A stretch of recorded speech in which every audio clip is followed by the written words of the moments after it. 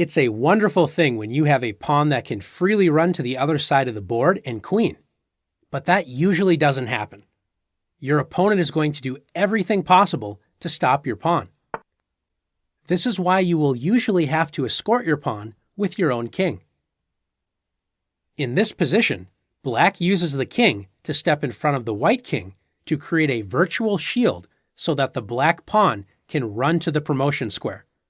After king to f2, white's king cannot move closer to the pawn, so the king tries another path to get to the pawn with king to d3. After g3, there goes the pawn. There's no stopping it after g2. And black promotes. In this next position, looking at the board from white's perspective, white moves the king up the board where it can protect its pawn for the last several moves of its journey. After king to c7, black is absolutely powerless to stop this plan. The pawn is protected by its escort, the king. There's no stopping this pawn. Let's look at one of the most classic endings. White has a pawn on the a-file known as a rook pawn. If black's king can get into the corner on the a8 square, black will prevent white from promoting the pawn, drawing the game. If white doesn't pay attention and just pushes the pawn forward, this is what can happen. Let's take a look. Black's king can no longer be prevented from getting to the corner on a8. White's pawn advances up the board, and black's king keeps getting closer to it. White's pawn is now in serious danger, so white plays king to c6, moving the king closer to its pawn.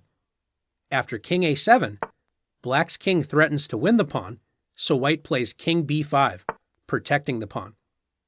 After king a8, black's king sits in the corner, so white plays king to b6, forcing black's king out of the corner.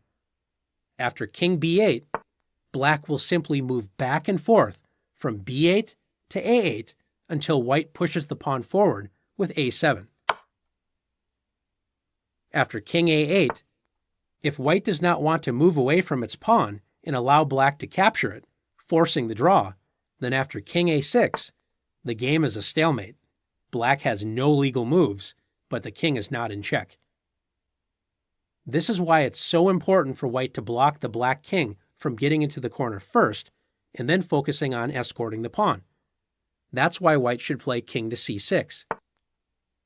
After king to d8, black's king gets closer to the corner, but white puts an end to that with king to b7. White's king blocks the king's path to the corner and will now escort the pawn up the board. Black plays king to d7, hoping to get to white's pawn in another direction.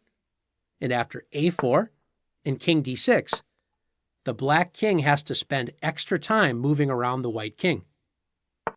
a5, king to c5, and after a6, king to b5, black's king makes contact with the pawn, but it's too late after a7. White will promote to a queen on the next turn. Now let's see if you've learned how to escort your pawns.